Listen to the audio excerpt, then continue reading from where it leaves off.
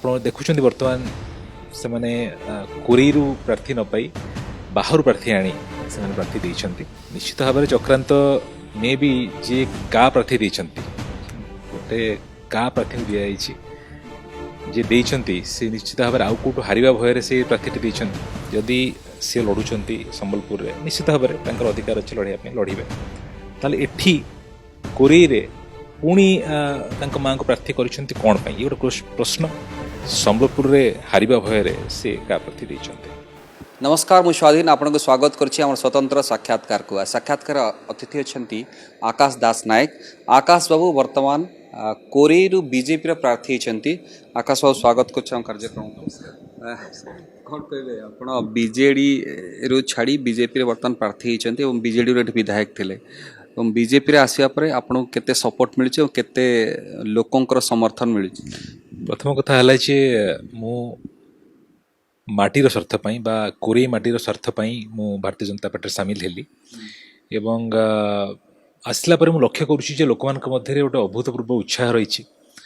प्रथम तो माटीर पो हिसाब रे मो प्रति जो भल पाइबा जो आशीर्वाद मिलुछि ताहा मते बहुत समय भाव विहल करूछि एवं से भल पाइबा आशीर्वाद पाई ही मु आज ये अच्छी बा जो मोर अंगीकार अच्छी कोरी माटी पाई मु किछि करिबि सेटा मूलतः हूँ जे लोक मानकर भल पाइबा एवं तापर मध्य मु देखुछि जे गोटे भारतीय जनता पार्टी प्रति साधारण जनतांकर गोटे अभूतपूर्व भाव भल पाइबा बढ़ी एवं समर्थन बढ़ी।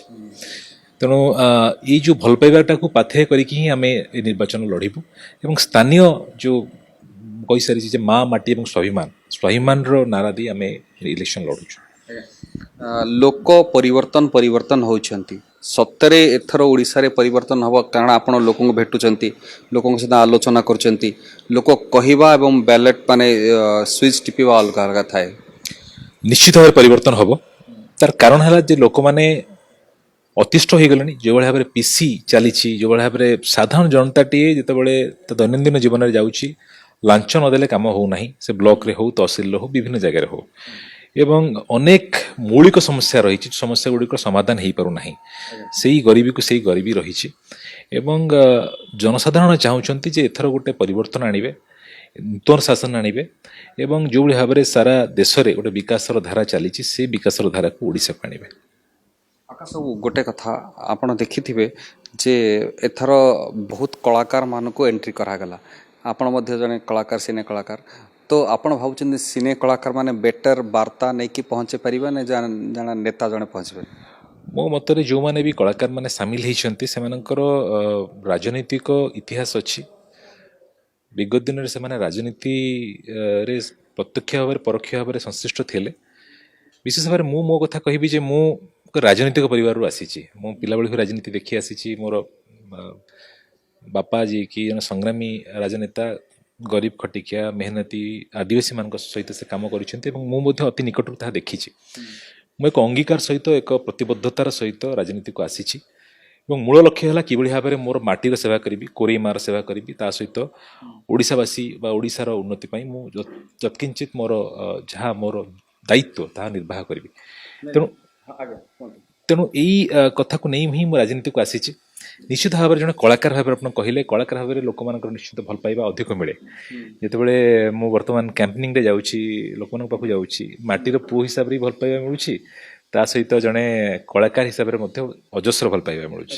इथर बीजेपी रो तीन तीन टी कलाकार माने स्टार माने सिने स्टार आपण लड़ुचंती सिद्धांत बाबू लड़ुचंती सेपटे अरिंदम लड़ुचंती तो आपण हठात समस्ते बीजेडी छाड़ी की बीजेपी आसिले एंत गोटे प्लानिंग नहीं कि छाड़ी आसिले ना केमती नहीं कौन प्लानिंग नहीं समस्तंकर व्यक्तिगत केस टू केस अलग कथा मोर छाड़ार मूल उद्देश्य है जे मोर मूल लक्ष्य जहाँ था मो माँ माटीर सेवा करी सेठू मत दूरे दिगला एवं यह गोटे षड्यंत्र बा चक्रांत थिला जे कि भाव में आम दूरे देबू एवं आप देखुं बर्तमान से माने कोरेरु प्रार्थी न पाई बाहर प्रार्थी आनी से प्रार्थी देइछंती। चक्रांतटा किए निश्चित भाव में चक्रांत मे भी जे का प्रार्थी देइछंती गोटे का प्रार्थी को दिखाई जे देइछंती से निश्चित भाव में आउ कौटू हारिबा भय से प्रार्थी देइछंती।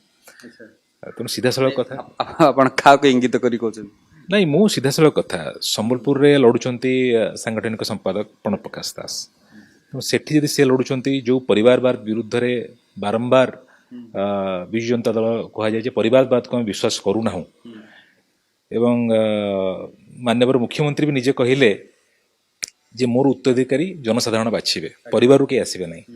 ଏତେ ବଡ଼ କଥା କହିଲା ପରେ ପୁଣି ପରିବାରବାଦ କ'ଣ ପାଇଁ? ଯଦି ସେ ଲଢ଼ୁଛନ୍ତି ସମ୍ବଲପୁରରେ ନିଶ୍ଚିତ ଭାବରେ ତାଙ୍କର ଅଧିକାର ଅଛି ଲଢ଼ିବା ପାଇଁ, ଲଢ଼ିବେ। ତାହେଲେ ଏଠି କୋରେଇରେ ପୁଣି ତାଙ୍କ ମାଆଙ୍କୁ ପ୍ରାର୍ଥୀ କରିଛନ୍ତି କ'ଣ ପାଇଁ? ଇଏ ଗୋଟେ ପ୍ରଶ୍ନ କୋରେଇବାସୀଙ୍କ ମନରେ ଅଛି ଏବଂ ସାରା ଓଡ଼ିଶାବାସୀଙ୍କ ମନରେ ଅଛି। ତେଣୁ ଇଏ କାହା ପ୍ରାର୍ଥୀ କ'ଣ ପାଇଁ? ଆପଣ କ'ଣ ଭାବୁଛନ୍ତି? ଆପଣ ନିଜେ ରାଜନୀତି କରୁଛନ୍ତି, ତ ଆପଣ ଏମିତି କାହା ପ୍ରାର୍ଥୀ କାହିଁକି ଦିଆଯାଏ? ନିଶ୍ଚିତ ଭାବରେ କୋଉଠି ନା କୋଉଠି ଭୟ ଥିବ ମୋତେ ଲାଗୁଛି। ମୁଁ ଭାବୁଛି ଯେ ବୋଧେ ସମ୍ବଲପୁରରେ ହାରିବା ଭୟରେ ସେ କାହା ପ୍ରାର୍ଥୀ ଦେଇଛନ୍ତି। ଏଠି ତାଙ୍କର ଯେଉଁ ମା ଲଢ଼ୁଛନ୍ତି ସନ୍ଧ୍ୟାରାଣୀ ଦାସ, କୁହାଯାଉଛି ଇଏ ଅଶୋକ ଦାସଙ୍କ ଏରିଆ। ଅଶୋକ ଦାସ ଏଠି ବି ବହୁତ କିଛି ଡେଭଲପମେଣ୍ଟ କରିଛନ୍ତି, ତ ଆପଣ ଭାବୁଛନ୍ତି ସେଇ ଲିଗାସିକୁ ନେଇକି ଏଠି କାମ ହେବ? କିନ୍ତୁ ବିଗତ ଦିନରେ ସ୍ୱର୍ଗତ ଅଶୋକ ଦାସ ସେ ସମ୍ମାନନୀୟ ବ୍ୟକ୍ତି, ତାଙ୍କୁ ମଧ୍ୟ ମୁଁ ଅଜସ୍ର ସମ୍ମାନ କରେ ଏବଂ ସେ ସମୟରେ ସେ କ'ଣ ଡେଭଲପମେଣ୍ଟ କରିଛନ୍ତି ଆପଣ ଜନସାଧାରଣଙ୍କୁ ପଚାରିଲେ ସେ କହିପାରିବେ, ସେ କଥା ମୁଁ କହିବାକୁ ଚାହୁଁନି। ଏବଂ ପ୍ରାର୍ଥୀ ନିଜେ ହେଇଛନ୍ତି, ସେ ମୋର ସମ୍ମାନନୀୟ, ମୁଁ ତାଙ୍କୁ ପୂଜ୍ୟା, ମୋର ମାତୃ ସମାନ। ତାଙ୍କ ବିରୁଦ୍ଧରେ କହିବା ପାଇଁ ମୋର କିଛି ନାହିଁ। ମୁଁ କେବଳ ଗୋଟିଏ କଥା କହୁଛି ଯେ ତାଙ୍କୁ ଏଠି ଯେଉଁମାନେ ଛିଡ଼ା କରିଛନ୍ତି ସେମାନେ କାହିଁକି ଛିଡ଼ା କରିଛନ୍ତି ଏବଂ କିଭଳି ଭାବରେ ଜଣେ ବାହାରେ ରହି ଏଠି ଆସି ସେବା କରିପାରିବେ, ଯେ କନଷ୍ଟିଟ୍ୟୁଏନ୍ସିରୁ ବହୁତ ଦୂରରେ ରହିବେ, ସେ କିଭଳି ଭାବରେ ଏଠି ସେବା କରିପାରିବେ, ସେ ପ୍ରଶ୍ନର ଉତ୍ତର ଆଜି ଜନସାଧାରଣ କୋରେଇବାସୀ ଖୋଜୁଛନ୍ତି। 2.5 ଲକ୍ଷ ଜନସାଧାରଣ ଅଛନ୍ତି ଏଠି। ଏଇ 2.5 ଲକ୍ଷ ଜନସାଧାରଣଙ୍କ ଭିତରୁ ଶାସକ ଦଳ କ'ଣ ଜଣକୁ ମଧ୍ୟ ବାଛି ପାରିଲା ନାହିଁ ଯେ ଯିଏ ଶାସକ ଦଳ ପାଇଁ ଏଠି ପ୍ରାର୍ଥୀ ହେଇପାରିବେ? ତେଣୁ ଏ ପ୍ରଶ୍ନ ଅଛି। ଆପଣଙ୍କ ଯେଉଁ ପୂର୍ବ ଦଳ ବିଜେଡ଼ି, ସେଠି ଆମେ ଦେଖିଲୁ ଏଥର ବହୁତ ଲୋକ ଆସିଥିଲେ। ଅଶୋକ ବଳ ଆସିଥିଲେ ଏବଂ ପ୍ରୀତିରଞ୍ଜନ ଘଡ଼େଇଙ୍କ ସ୍ତ୍ରୀ ଝିଲିକ ଭଟ୍ଟାଚାର୍ଯ୍ୟ ମଧ୍ୟ ସେ ମଧ୍ୟ ଆସିଥିଲେ। ଦଳ ଭିତରେ ଆପଣ ମଧ୍ୟ ଆସିଥିଲେ, ତ ଦଳ ଭିତରେ ଇନଫାଇଟିଂ ବହୁତ ଥିଲା, ସେଥିପାଇଁ ଆପଣ ଦଳ ଛାଡ଼ିକି ବିଜେପିରେ ଜଏନ୍ କରିକି କଲେ। ତ ଏଇଟା କୋଉଠି ନା କୋଉଠି ଆପଣଙ୍କୁ ସହାୟତା ମାନେ ହେଲ୍ପଫୁଲ୍ ହେବ କି? ଦେଖନ୍ତୁ, ନିଶ୍ଚିତ ଭାବରେ ବିଜୁ ଜନତା ଦଳରେ ବହୁତ ଇନଫାଇଟିଂ ଅଛି, କେବଳ କୋରେଇରେ ନାହିଁ, ସାରା ଓଡ଼ିଶାରେ ବର୍ତ୍ତମାନ ଦେଖୁଥିବେ ଯେ କୋଉ ଭଳି ଭାବରେ ଅବସ୍ଥା, ଅସନ୍ତୋଷ ଚରମ ସୀମାରେ ପହଞ୍ଚିଛି ଏବଂ ନିଶ୍ଚିତ ଭାବରେ କୋରେଇ କଥା କହିପାରିବି, କୋରେଇରେ ଜନସାଧାରଣ ମୁଡ୍ ତିଆରି କରିସାରିଛନ୍ତି ଯେ ସେମାନେ ଏଥର ପଦ୍ମ ଫୁଲରେ ଭୋଟ ଦେବେ, ବିଜେପିରେ ଭୋଟ ଦେବେ ବା ମତେ ଭୋଟ ଦେବେ। ଏବଂ ଏଠି ମୁଦ୍ଦା ହେଉଛି ଗୋଟିଏ ଯେ ଏଠି ମାଟିର ପୁଅକୁ ଆମେ ଭୋଟ ଦେବୁ, ଯିଏକି ମାଟିରେ ରହିବ, ଆମ କଥା ବୁଝିବ। ନିଶ୍ଚିତ ଭାବରେ ଆଉ ଅନେକ କଥା ଅଛି, ମୁଦ୍ଦା ଅଛି। କୋରେଇ ସର୍ବଦା ଅବହେଳିତ ହେଇ ରହିଆସିଛି, ଉପେକ୍ଷିତ ହେଇ ରହିଆସିଛି। କୋରେଇରେ ଅନେକ ସେଠି ଜିଲ୍ଲା ସଦର ମହକୁମା ଏଠି କୋରେଇରେ ହେବାର ଥିଲା, ସେଟା ଉଠିଯାଇଛି ବାହାରକୁ।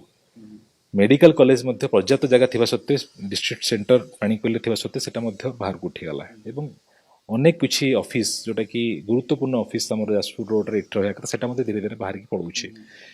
ଇଏ ସବୁ ସତ୍ତ୍ୱେ ଏଠି ଗୋଟେ ପ୍ରକାର ନେକ୍ସସ୍ ଚାଲିଛି। ଗୋଟେ ଜାଗାରେ ବାଲି ମାଫିଆ ମାନେ ଅଛନ୍ତି, ମହରମ ମାଫିଆ ମାନେ ଅଛନ୍ତି, ଗୋଟେ ନେକ୍ସସ୍ ଚାଲିଛି। ଇଏ ସବୁକୁ ନେଇକି କୋରେଇବାସୀଙ୍କ ମନରେ ଅଜସ୍ର ଅସନ୍ତୋଷ ଅଛି ଏବଂ ଅଜସ୍ର ସେମାନଙ୍କ ରାଗ ଅଛି ଏବଂ ଆଗାମୀ ଦିନରେ ସେମାନେ ଏଇ ରାଗ, ଏଇ ଅସନ୍ତୋଷକୁ ଭୋଟିଂ ଦିନ ସେମାନେ ନିଶ୍ଚିତ ଭାବରେ ଜଣେଇବେ।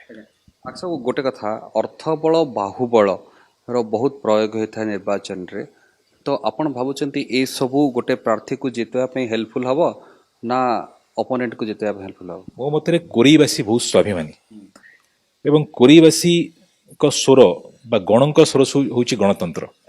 ନିଶ୍ଚିତ ଭାବରେ କୋରେଇବାସୀ ଏଥର କୋରେଇର ସ୍ୱାଭିମାନ ସହିତ ରହିବେ।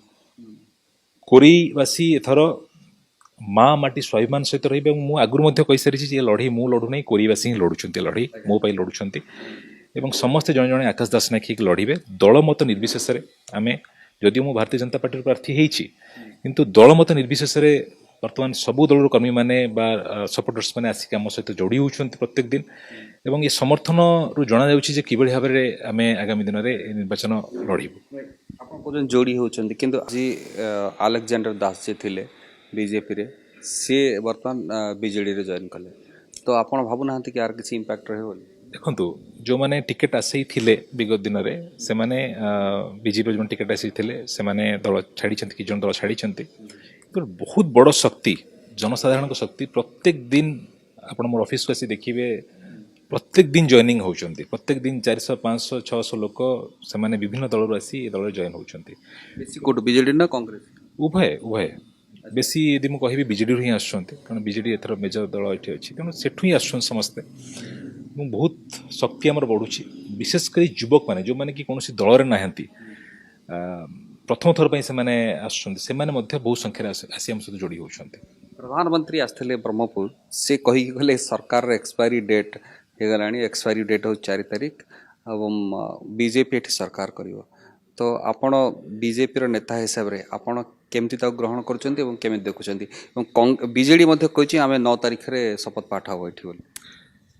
ଦେଖନ୍ତୁ, ପରିବର୍ତ୍ତନ ତ ନିଶ୍ଚୟ ଆସୁଛି, ସେଟା ଅବସମ୍ଭାବୀ ପରିବର୍ତ୍ତନ ଆସୁଛି ଏବଂ ଆଗାମୀ ଦିନରେ ବିଜେପିର ସରକାର ଓଡ଼ିଶାରେ ଆସୁଛି ଏବଂ ଯାହା ମାନ୍ୟବର ପ୍ରଧାନମନ୍ତ୍ରୀ କହିଛନ୍ତି, ନିଶ୍ଚିତ ଭାବରେ ଆଗାମୀ ଦିନରେ ବହୁମତର ସହିତ ବିଜେପି ସରକାର ଆସୁଛି। ଏକ୍ସପାୟରି ଡେଟ୍ ହେଇଗଲାଣି ବିଜେଡି। ନିଶ୍ଚୟ। ଯେଉଁ କଥା ଆକାଶ ବାବୁ କହୁଥିଲେ ଏବଂ ବିଜେଡ଼ିର ଏକ୍ସପାୟରି ଡେଟ୍ ହେଇଗଲାଣି ଏବଂ ବିଜେପି ସରକାର କରୁଛି, ତେବେ ଆଉ ମାସ କେଇଟାର ଅପେକ୍ଷା, ତାପରେ ସ୍ପଷ୍ଟ ହୋଇଯିବ ଚିତ୍ର କ'ଣ ହେଉଛି ଓଡ଼ିଶାରେ କିଏ ସରକାର ଗଢ଼ୁଛି। ନମସ୍କାର।